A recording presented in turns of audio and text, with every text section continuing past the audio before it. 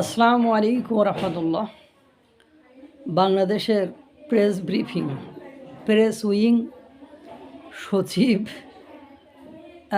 বিদেশি কূটনৈতিক বা বিদেশি সচিবদের সাথে কথা বলার পরে বাংলাদেশের প্রেস উইং থেকে প্রেস সচিব থেকে শুরু করে যারা ব্রিফিং করে তাদের বক্তব্যের সাথে যাদের সাথে তাদের বৈঠক হয়, আলোচনা হয়, সেই সকল দেশের প্রেস ব্রিফিংয়ের বৈঠকের কথার কোনো মিল থাকে না।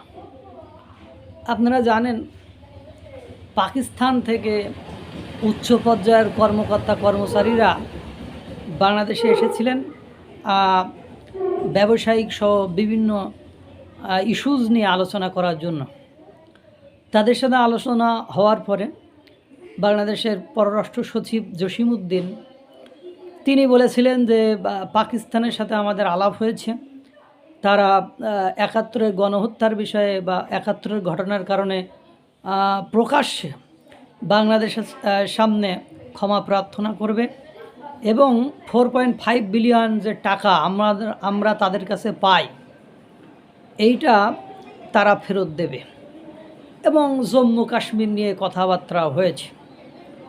এটা শুনিয়ে বাংলাদেশের মিডিয়া পাড়া, বাংলাদেশের ইউটিউবার, তার ইউনূস সাহেবের কী ক্ষমতা, কী পাওয়ার, কী যোগ্যতা, যেটা নির্বাচিত সরকাররা ৫৪ বছরে বলতে পারেনি, বলার সাহস পায়নি, বলিনি বা বলার চেষ্টাও করিনি, সেটা ডক্টর মোহাম্মদ ইউনূস সাহেব একেবারে চোখে চোখ রেখে বলে ফেললেন। কিন্তু দুর্ভাগ্য হলো সত্য যে পাকিস্তানের সেই পররাষ্ট্র সচিব উনি দেশে যাওয়ার পরে যে ব্রিফিং দিয়েছেন বা তাদের গণমাধ্যমে যেটা প্রকাশিত হয়েছে, সেখানে দেখা গিয়েছে যে ৭১-এর এই ইস্যু, ক্ষমা চাওয়ার যে বিষয়টি, সেটা তারা উল্লেখই করেনি।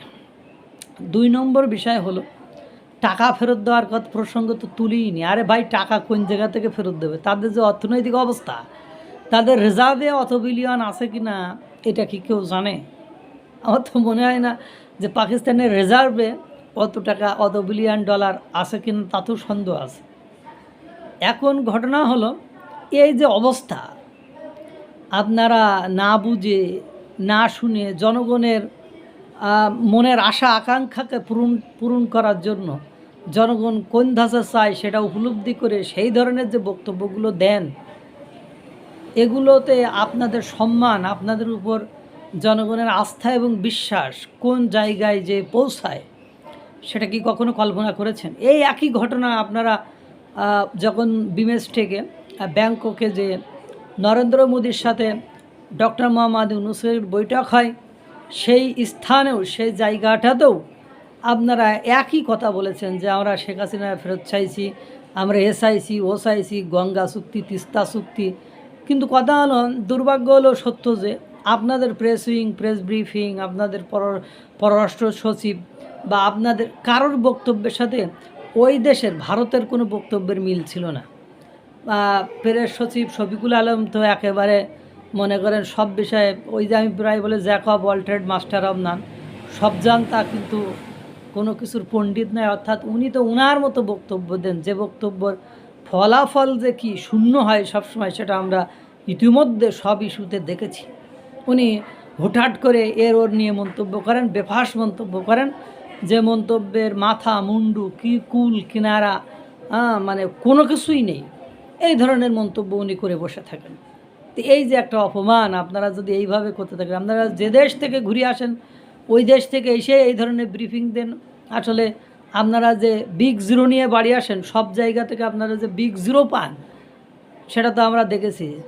সেটা মিথ্যা কথা বলে জনগণের আশ্বাস দিয়ে এসব কথাবার্তা বলাটা নিছক মানে হাস্যরসিকতায় পরিণত করা, নিজেদেরকে ছোট করা ছাড়া আর কিছুই নয়। আল্লাহ তাআলা সকলকে ভালো রাখুক, সুস্থ রাখুক। আসসালামু আলাইকুম ওয়া রাহমাতুল্লাহ।